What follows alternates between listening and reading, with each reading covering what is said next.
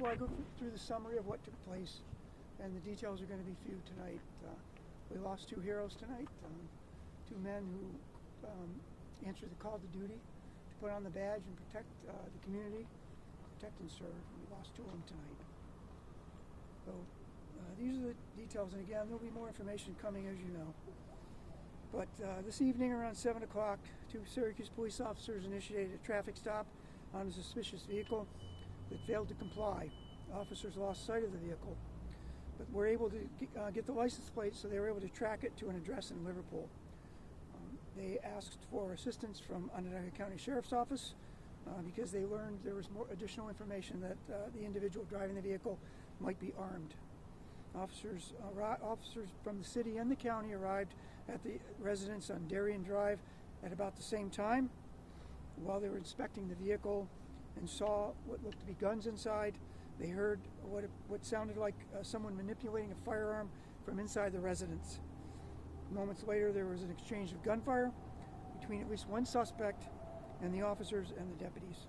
As a result of the exchange of gunfire, one SPD officer and one Onondaga County Sheriff's deputy were struck by gunfire, as well as the suspect. The SPD officer and the Onondaga County deputy were transported to the University Hospital, where they were pronounced dead. The suspect was also pronounced dead at University Hospital. Again, that's all we have for you tonight. I don't know if the sheriff wants to say anything beyond that. No, it's just a sad day for law enforcement. Fortunately, Syracuse Police and the Sheriff's Office worked very well together to resolve this case. We're still working. It's an active scene back on Darien.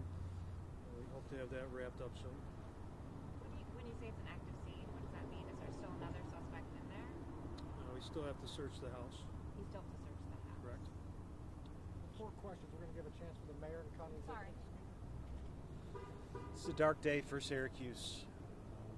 This is our worst nightmare come true. And our thoughts right now are with the families of those two officers, those heroes.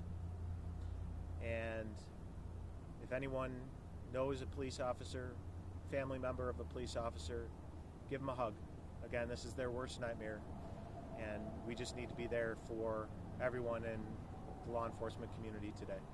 Thank you. Yeah, just to echo what the mayor said. Our thoughts, our prayers are with the families of these officers, their extended families, their colleagues, our entire law enforcement community. The work they do is so unappreciated at times, and I got to see the work today. And this community will rally around these two departments. And it's just a very, very sad day. It's surreal. Couple questions. Chief, you hope your whole career you don't see this happen, and it happens while you're in charge. How are you holding up yourself? How are your officers? Holding up as best as I can, but I'm more concerned about the officers. I've been on a long time, and you've got a lot of young officers who have never seen anything like this before. So we've got the peer support out here. The entire team came out to make sure they're okay. There are a lot of officers involved in this incident, including the deceased officer's partner. So we're going to surround them with all kinds of assistance services to make sure they're all good. And as the mayor said, that we all get through this. Can you tell us about the officer? He's a young officer, about 3 years on the job. But very active, very proactive, always coming in with what we call numbers, meaning, doing the work, protecting and serving. And Sheriff, what would you tell us about your deputy?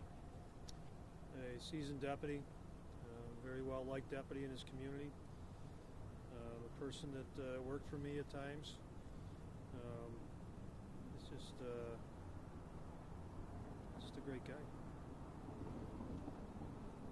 Was there any indication when they went to follow up on the person that there was anything like this? We're chasing cars every day.